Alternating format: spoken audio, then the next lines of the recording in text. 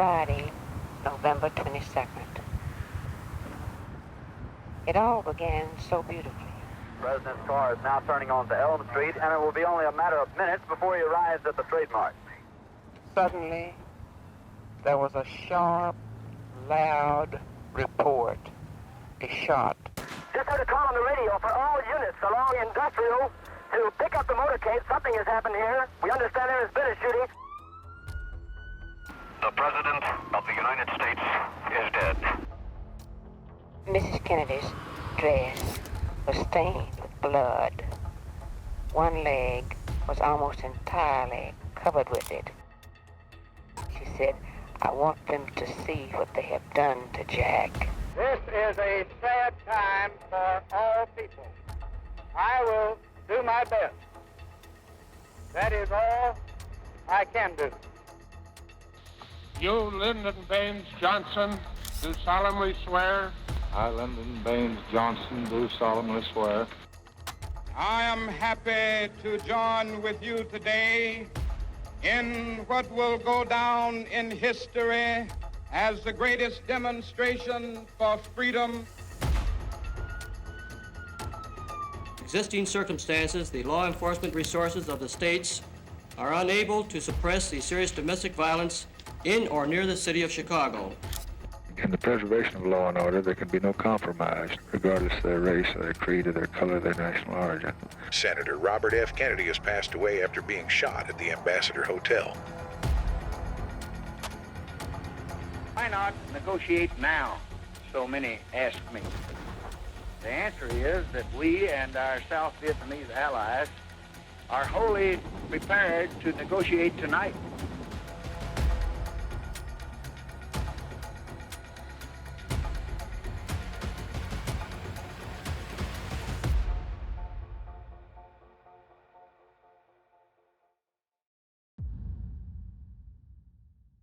I shall not seek,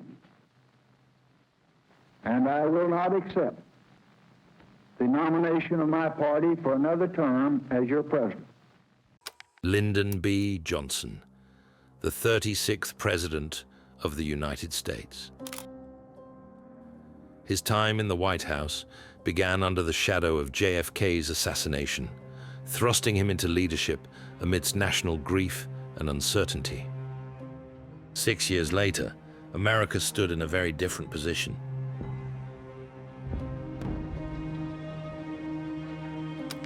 Johnson's decision not to seek re-election in 1968 reflected the weight of the challenges he faced. As he departed the White House, the country stood at a crossroads, its spirit of progress tempered by a growing sense of turmoil and uncertainty about the future. I, Richard Billhouse Nixon, do solemnly swear That you will faithfully execute the office that I will faithfully execute the office of President of the United States. of President of the United States.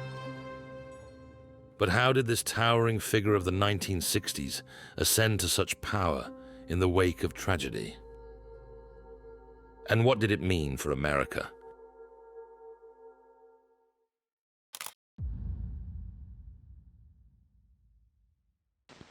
Texans have always played an important part in the democratic administrations of recent years. And today, Lyndon Johnson is proud to be standing behind and beside the next Democratic president of this country and will help him inaugurate his program of the new frontiers. I present to you proudly Jack Kennedy, the next president of the United States. John F. Kennedy was a charismatic and inspiring leader, celebrated for his youthful energy, striking good looks, and magnetic presence. He was born into a prominent and influential family of Boston socialites and financiers. Together with his brother Bobby, he stormed the world of U.S. politics. His eloquence and ability to connect with people made him a cultural icon alongside his wife, Jackie. In 1960, John F. Kennedy secured the Democratic nomination for president after a hard-fought primary campaign, showcasing his appeal to a broad electorate. And I can assure all of you here who have reposed this confidence in me that I will be worthy of your trust. We will carry the fight to the people in the fall, and we shall win. To balance the ticket and capture Southern voters, Kennedy chose Senate Majority Leader Lyndon B. Johnson as his running mate, uniting the party and strengthening his chances in the presidential election. Full of admiration for Senator Johnson, full of affection for him, strongly in support of him for Majority Leader, and I'm confident that in that position, we're all going to be able to work together. Thank you.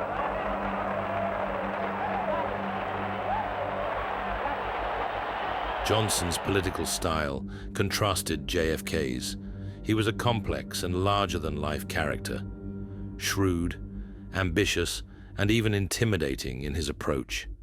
There were even rumors that the two towering figures strongly disliked each other. But JFK recognized that he needed Johnson to win votes and pass legislation. And in the autumn of 1960, Kennedy's plan paid off, and he won the keys to the White House. In the long history of the world, only a few generations have been granted the role of defending freedom in its hour of maximum danger. I do not shrink from this responsibility. I welcome it.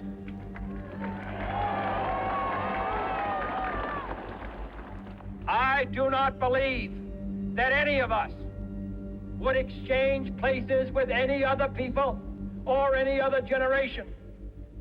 The energy, the faith, the devotion which we bring to this endeavor will light our country and all who serve it. And the glow from that fire can truly light the world. And so, my fellow Americans, ask not what your country can do for you, ask what you can do for your country.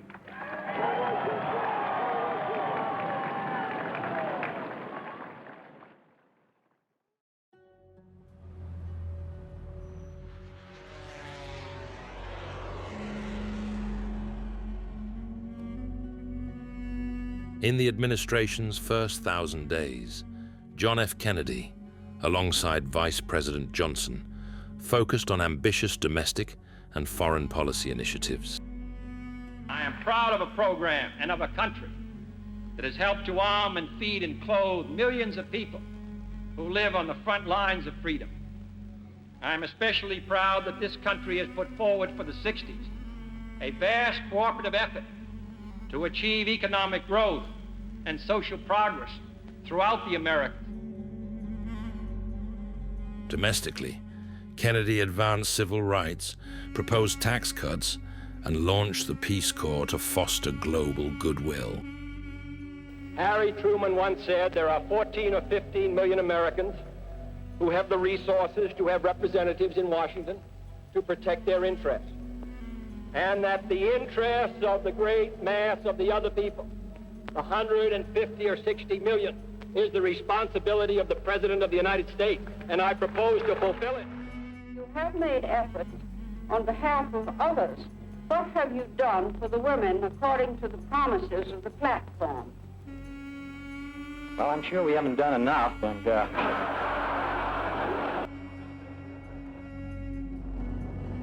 He also prioritized space exploration, setting the stage for the moon landing. For we meet in an hour of change and challenge, in a decade of hope and fear, in an age of both knowledge and ignorance. The greater our knowledge increases, the greater our ignorance unfolds.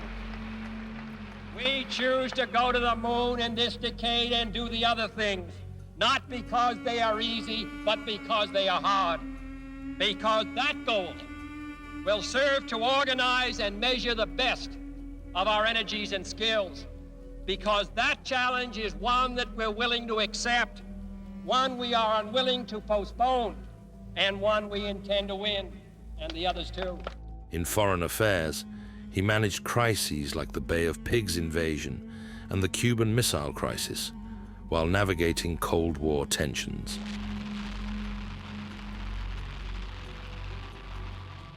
My friends, I close on a note of hope. We are not lulled by the momentary calm of the sea or the somewhat clearer skies above.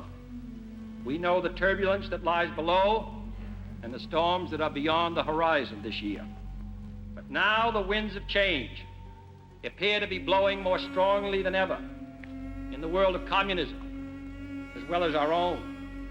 For 175 years, we have sailed with those winds at our back and with the tides of human freedom in our favor. We steer our ship with hope, as Thomas Jefferson said, leaving fear astern. Today, we still welcome those winds of change, and we have every reason to believe that our tide is running strong. With thanks to Almighty God for seeing us through a perilous passage, we ask His help anew in guiding the good ship Union. By the end of 1963, the popularity of John F. Kennedy and Lyndon B. Johnson remained strong, bolstered by widespread praise at home and abroad for their steadfast leadership in the fight against communism and their efforts to uphold global stability.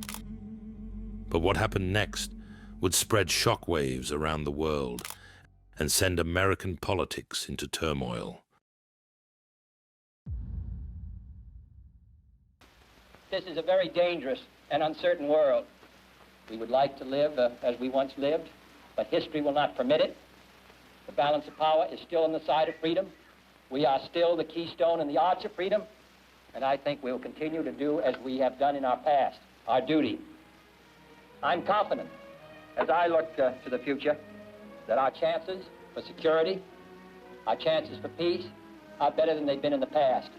And the reason is because we're stronger.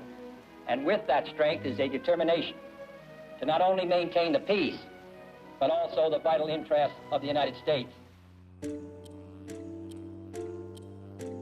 On the 22nd of November, 1963, John F. Kennedy and Lyndon B. Johnson were in Dallas, Texas, as part of a two-day political trip through the state. The primary purpose of the visit was to strengthen support for the Democratic Party ahead of the 1964 presidential election.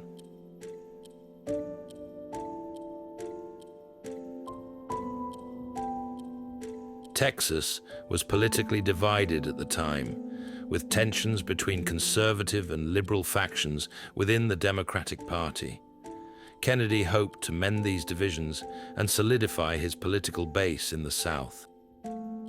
Johnson, a Texan, played a key role in organizing the visit to highlight their administration's accomplishments and appeal to Texas voters. Friday, November 22nd. It all began so beautifully. After a drizzle in the morning, the sun came out bright and beautiful. We were going into Dallas. The President's car is now turning onto Elm Street, and it will be only a matter of minutes before he arrives at the trademark. Suddenly, there was a sharp, loud report. A shot.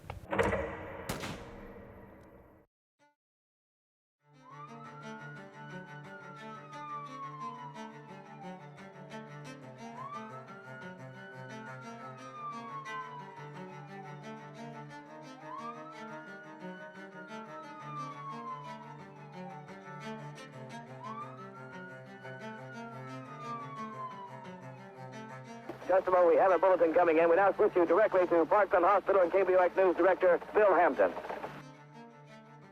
The President of the United States is dead. I have just talked to Father Oscar Hubert of the Holy Trinity Catholic Church. He and another priest tell me that the pair of men have just administered the last rites of the Catholic Church to President Kennedy.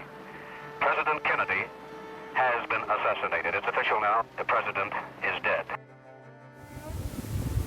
I looked up at a building, and there already there was a flag at half-mast. I think that was when the enormity of what had happened first struck me. At 1:33, a White House aide briefs newsmen. Already, arrangements for swearing in the new president are being made. President Kennedy's body is to be placed aboard Air Force One for the flight back to Washington. It was decided that he should be sworn in there in Dallas as quickly as possible because of international implications. I solemnly swear that I will faithfully execute the office of President of the United States.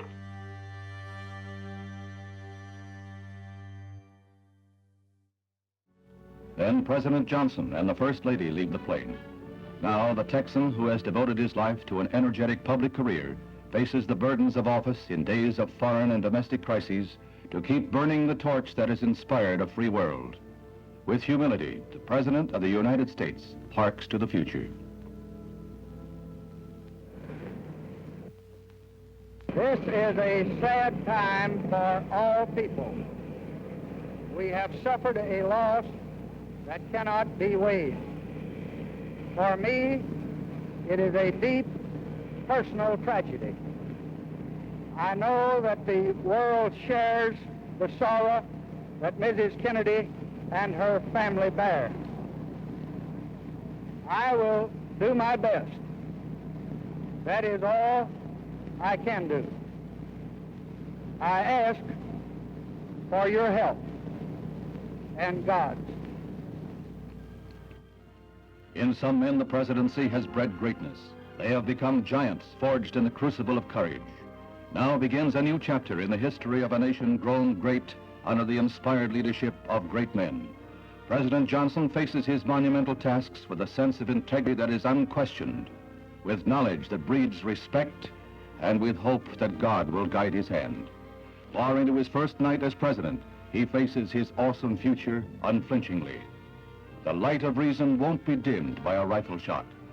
May God, in his wisdom, help President Johnson keep it shining brightly. The funeral of John F. Kennedy was a somber spectacle of national mourning, a poignant reminder of the fragility of hope.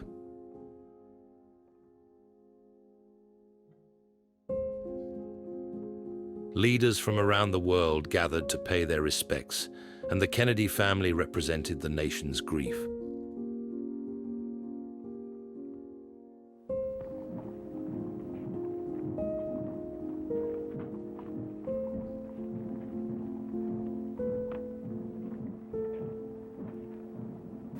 As Lyndon B. Johnson assumed the presidency, the Capitol seemed cloaked in a darker atmosphere. The greatest leader of our time has been struck down by the foulest deed of our time. Today, John Fitzgerald Kennedy lives on in the immortal words and works that he left behind. He lives on in the mind and memories of mankind. He lives on in the hearts of his countrymen. The vibrancy of Kennedy's Camelot had given way to an air of uncertainty. Johnson returned to a Washington shadowed by grief and burdened by the weight of escalating challenges. In this shadowy era, the optimism that once defined the nation's capital seemed dimmed. Mr. President? I just wanted you to know you were loved, and by so many and so much. Oh, Mr. I'm President, one of them. I tried. I didn't dare bother you again, but I got Kenny O'Donnell over here to give you a message. If he ever saw you, did he give it to you yet? No. About my letter that was waiting for me last night? Listen, sweetie, now, the first thing you got to learn, you got some things to learn, and one of them is that you don't bother me. The new president vowed to honor and build on certain aspects of JFK's presidency. However, Johnson also faced the tough dilemma of carving his own path and distinguishing himself from his youthful predecessor. No memorial oration or eulogy could more eloquently honor President Kennedy's memory than the earliest possible passage of the Civil Rights Bill for which he fought so long. Johnson recognized that racial segregation in America was deeply entrenched. African Americans faced systemic discrimination, economic disparity, and violent oppression. The decade also marked a turning point as the civil rights movement gained momentum. The whole world is turning its back on Uncle Sam. The whole world is looking down on Uncle Sam. The whole world looks at Uncle Sam with contempt and with increasing hatred. Why? Because Uncle Sam is the earth's leading hypocrite. People rose up through peaceful protests, sit-ins and marches, demanding equality and justice. The conduct of the world has to move from massive ways to kill people to massive ways to heal people. Despite facing immense resistance, the courage and resilience of activists paved the way for transformative legislation, the Civil Rights Act. This act, signed into law by President Lyndon Johnson on the 2nd of July, 1964, prohibited discrimination in public places, provided for the integration of schools and other public facilities, and made employment discrimination illegal.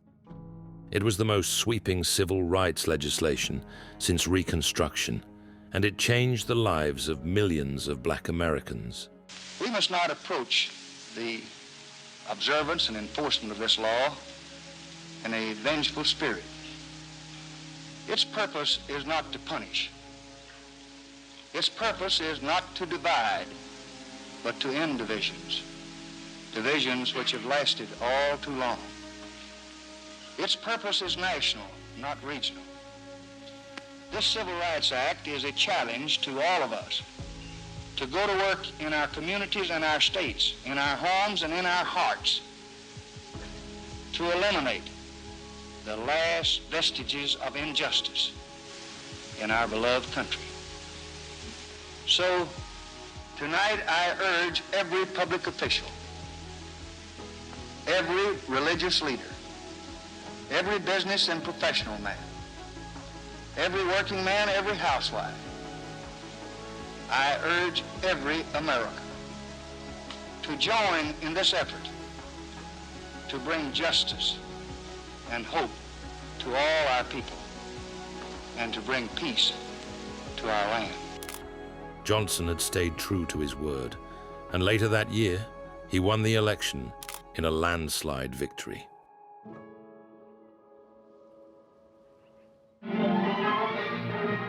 The voice of the people was heard in the land. 68 million citizens of the United States go to the polls to exercise their cherished franchise, and an overwhelming mandate is handed to Lyndon B. Johnson, who becomes 36th President of the United States. The man who was thrust into office through the hand of tragedy captures an overwhelming percentage of the popular vote, more than 61%, a plurality over Barry Morris Goldwater of nearly 16 million ballots. It is an historical, sweeping victory. Lyndon B. Johnson's 1964 election victory secured him a huge 486 electoral votes. His landslide win solidified his mandate for progressive reforms, including the war on poverty, civil rights legislation, and his Great Society initiatives. To this day, he still holds the record for the highest popular vote share by a Democratic candidate.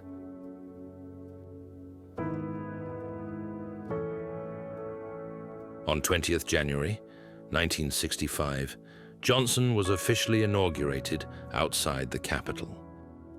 We rode down the avenue, Lyndon and I in one car, the one with the bulletproof glass top and sides. Crowds already thick along Pennsylvania Avenue, the children in a car rather close behind. I had reminded them to use every moment to look at the people on both sides, to wave at them, to recognize anybody they knew with a special look that would let them know they were seen.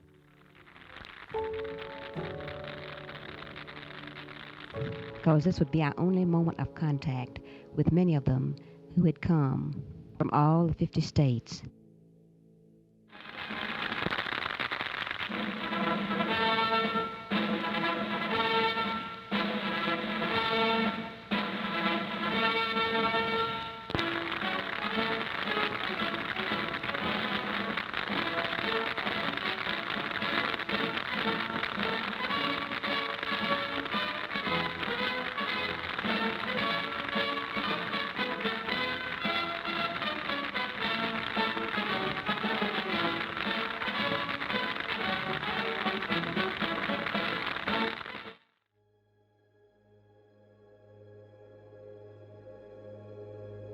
Then came the moment toward which all the days of the last year had been heading, the moment when Lyndon would take the oath of office as the 36th President of the United States, this time from the Chief Justice.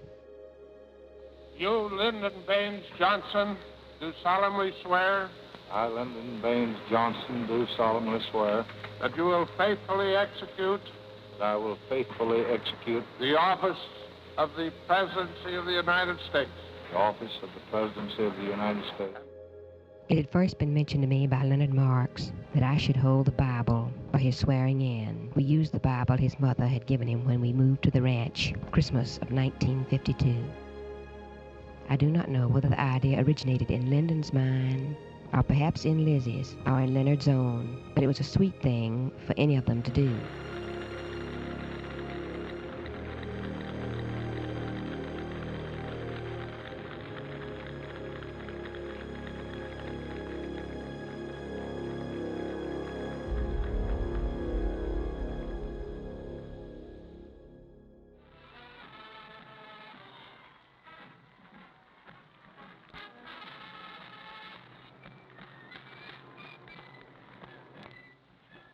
Lyndon and Lady Bird basked in the success of his landslide election and the public's endorsement of his domestic agenda. However, just 2 months later, he would face a major crisis, this time at the other side of the world.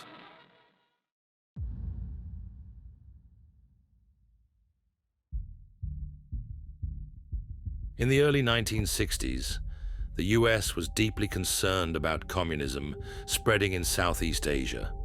After Kennedy's assassination, Lyndon B. Johnson inherited the Vietnam conflict. We do not want an expanding struggle with consequences that no one can foresee, nor will we bluster or bully or flaunt our power. But we will not surrender, and we will not retreat. The Gulf of Tonkin incident, which occurred in August 1964, was a pivotal moment in the Vietnam War.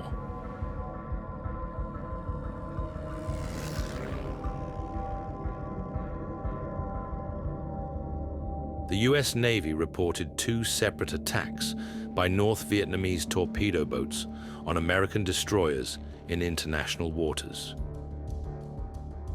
While the details were unclear and later questioned, the event was used by President Johnson to justify increased military involvement in Vietnam.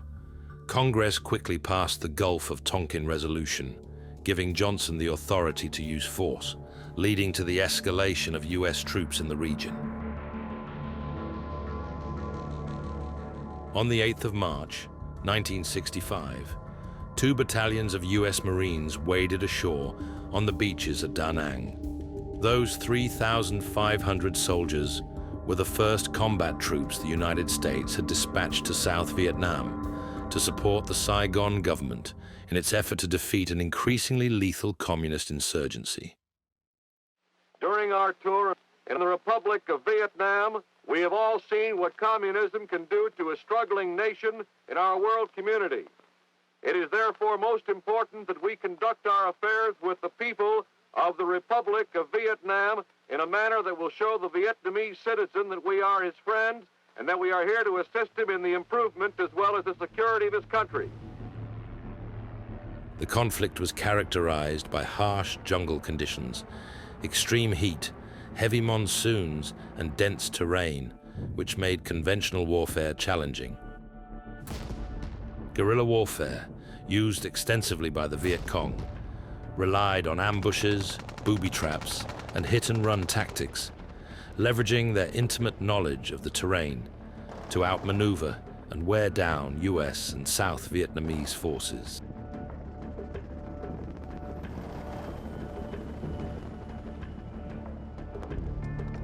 That way, at Da Nang, at Quezon tonight, United States Marine stands squarely in the path of his plan. Freedom's defense could not be in better hands.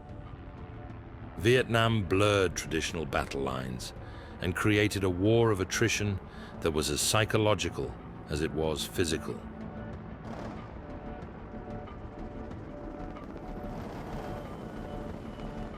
Our people in South Vietnam are helping to protect people against terror.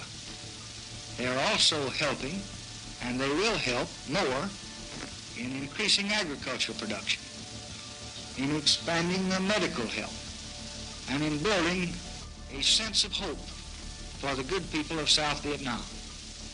They are helping, and they will help more, to give confidence to those who seek to help themselves, and modern equipment to those who can use it, and friendly counsel to those who are giving leadership. Despite the brutality, President Lyndon B. Johnson pressed on, driven by his commitment to containing communism and upholding US credibility on the global stage. Why not negotiate now? So many ask me. The answer is that we and our South Vietnamese allies are wholly prepared to negotiate tonight. I am ready to talk with Ho Chi Minh and other chiefs of state concerned tomorrow. I am ready to...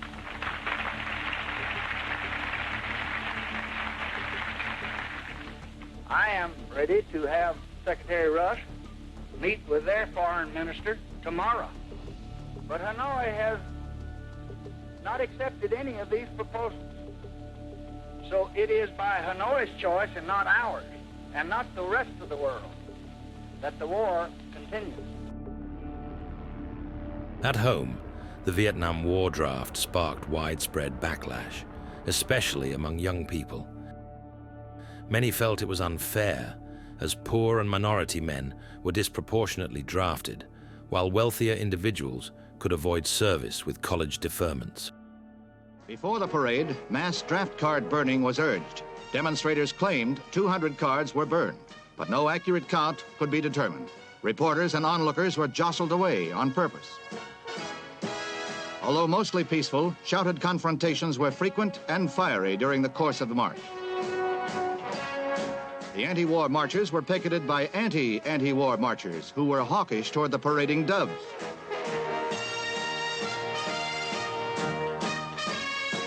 Police arrested 5 persons as disorderly. 3 were grabbed when they rushed the parade float. No serious injuries, however, in New York's biggest anti-war march.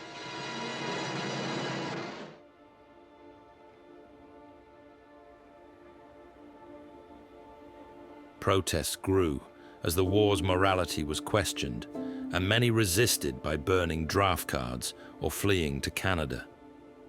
The saturation bombings, the failure to end the war, the decision to send American troops into Cambodia against suspected communist supply depots result in protest marches and rallies that attract hundreds of thousands of demonstrators to Washington.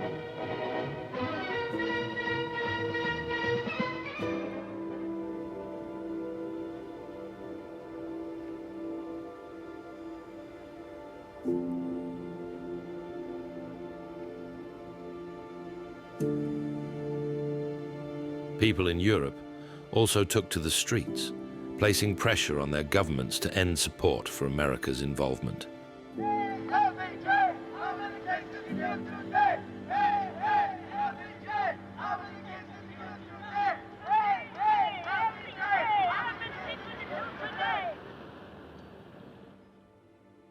The war's escalation into a full-blown conflict shook the very foundation of Johnson's presidency, testing his leadership and decisions at every turn. As young men fought in Vietnam, America seemed to be turning a corner at home. President Lyndon B. Johnson's Great Society initiatives tackled poverty and racial inequality, while figures like Martin Luther King Jr. led the charge for civil rights, pushing the nation in a new direction.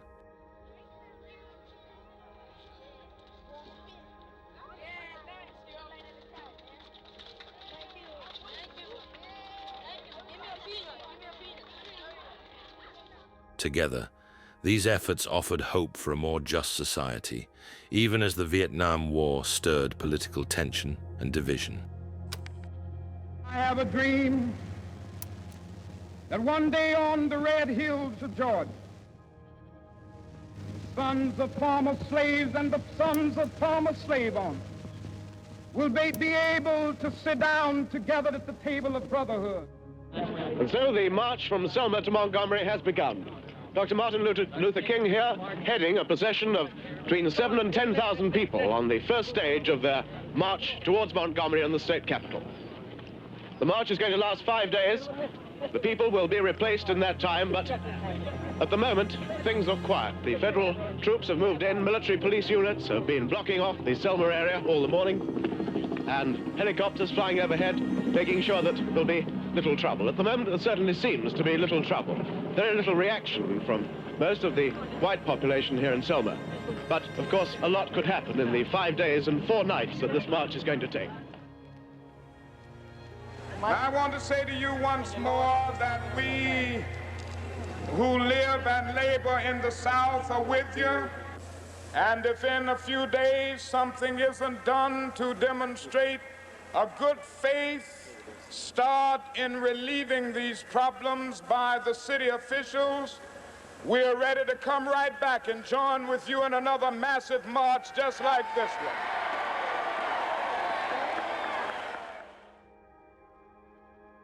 As people from all backgrounds celebrated the promise of a new dawn, a darker, more turbulent era lurked just around the corner, and Johnson would face some major challenges on home turf.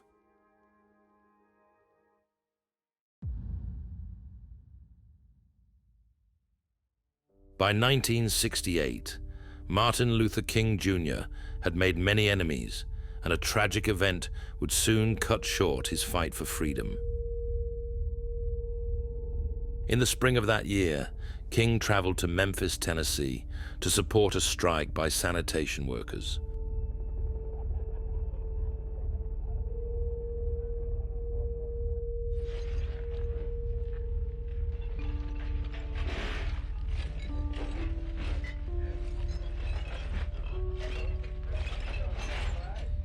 On the 3rd of April, he checked into the Lorraine Motel, one of the few places in town welcoming to black patrons. That evening, he delivered his famous "I've been to the mountaintop" speech, offering a powerful vision of hope despite the struggles ahead. Like anybody, I would like to live a long life. Longevity has its place. But I'm not concerned about that now.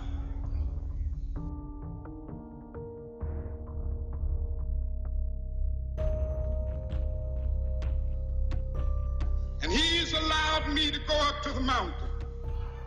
And I've looked over and I've seen the promised land. I may not get there with you, but I want you to know tonight that we as a people will get to the promised land.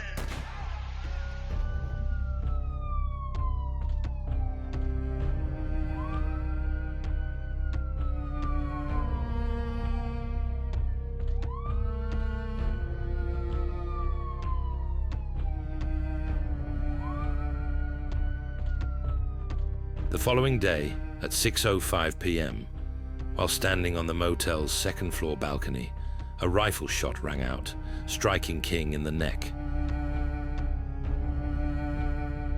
He was murdered by a white racist, James Earl Ray, at just 39 years old.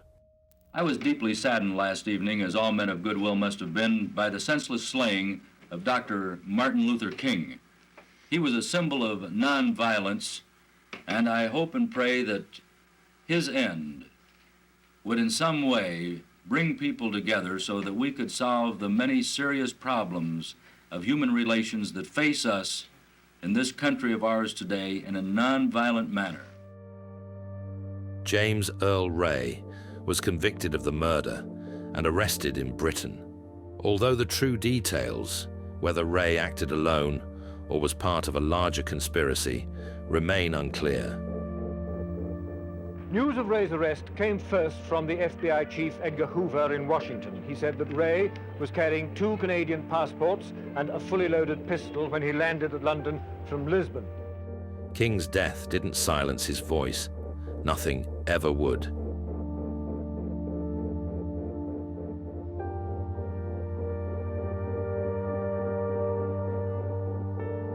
America's black inner cities exploded.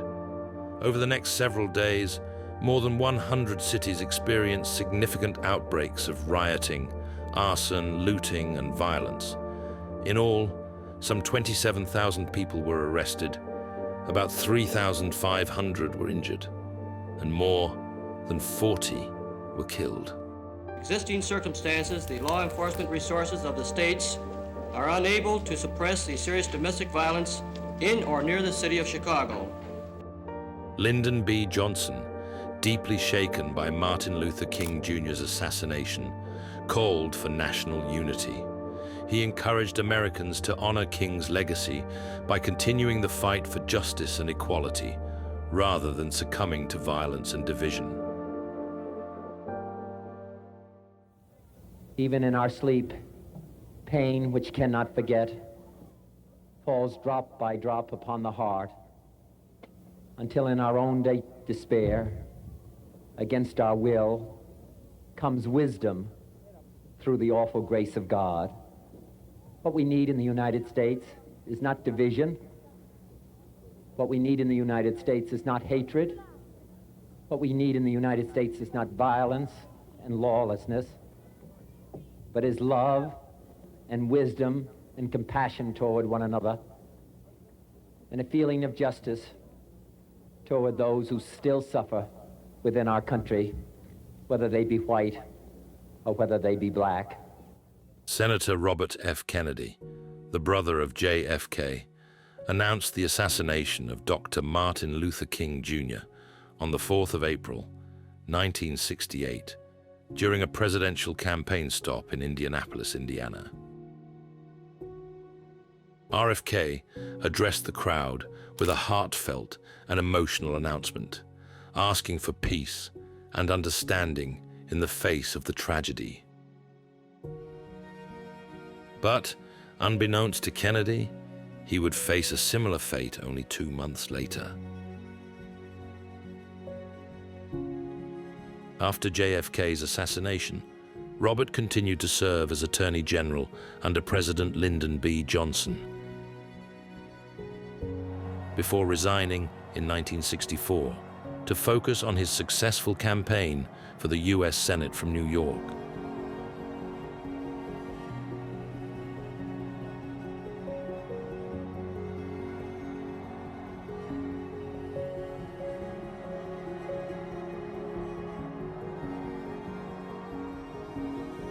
LBJ and RFK's relationship became more and more tense as the years progressed, and it was no secret that both men felt increasingly threatened by each other.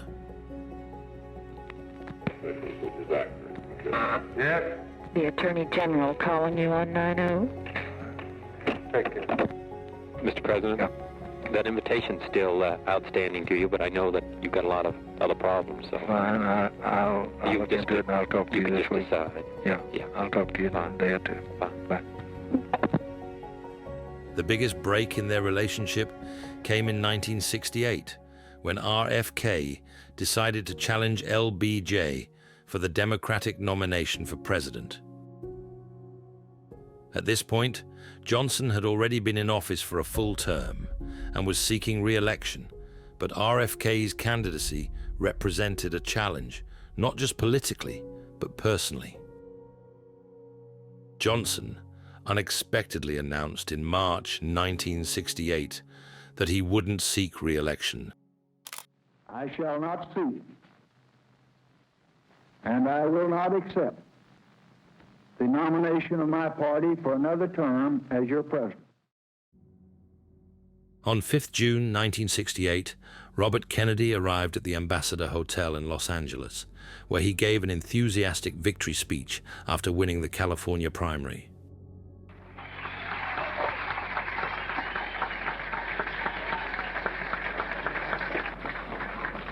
Mayor, your audience just sent me a message that we've been here too long already. My thanks to all of you, and now on to Chicago and let's win. As he exited the hotel kitchen, he was shot by Sirhan Sirhan, a 24-year-old Palestinian Arab who cited RFK's pro-Israel stance as his motive. The immediate aftermath of the shooting was caught on live television for all to witness.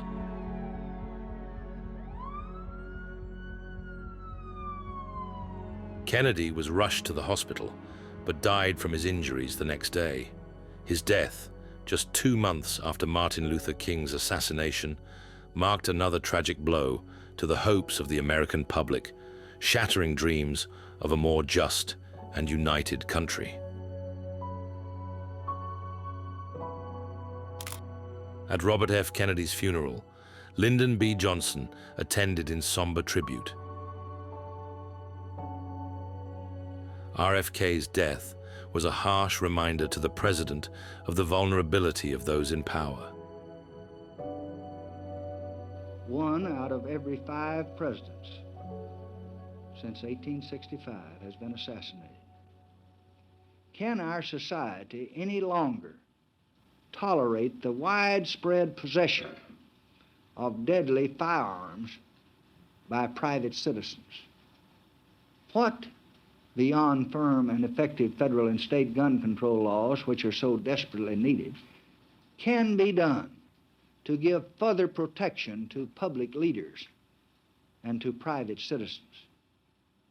How can the government at all levels, the churches, the schools, and the parents, help to dispel the forces that lead to violence? These are some of the questions that are on the minds of Americans today. By the end of Lyndon B. Johnson's presidency, America had undergone a dramatic transformation. The optimism of his early years gave way to a nation torn between progress and unrest. I will do my best. That is all I can do. The Vietnam War cast a long shadow, deepening divisions and sparking widespread protest.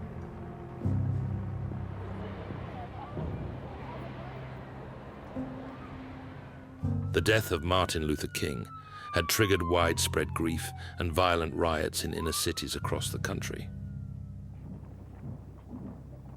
And the assassination of Robert F. Kennedy further left America questioning whether the nation's soul was broken. In 1969, it was time for Lyndon B. Johnson to peacefully pass the baton over to Richard Nixon as the country sought new leadership amidst the turmoil of the 1960s.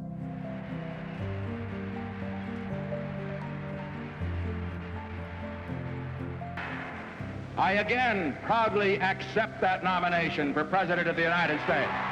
And will, to the best of your ability, and will, to the best of my ability, preserve, protect, and defend preserve, protect, and defend the Constitution of the United States.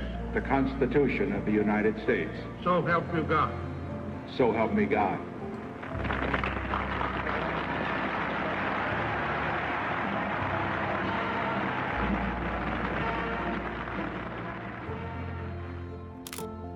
God knows there's been plenty of striving in the last 5, yes, 8 years. And probably the country is tired of striving. Maybe we just want to hold still and absorb the deluges of change for a while.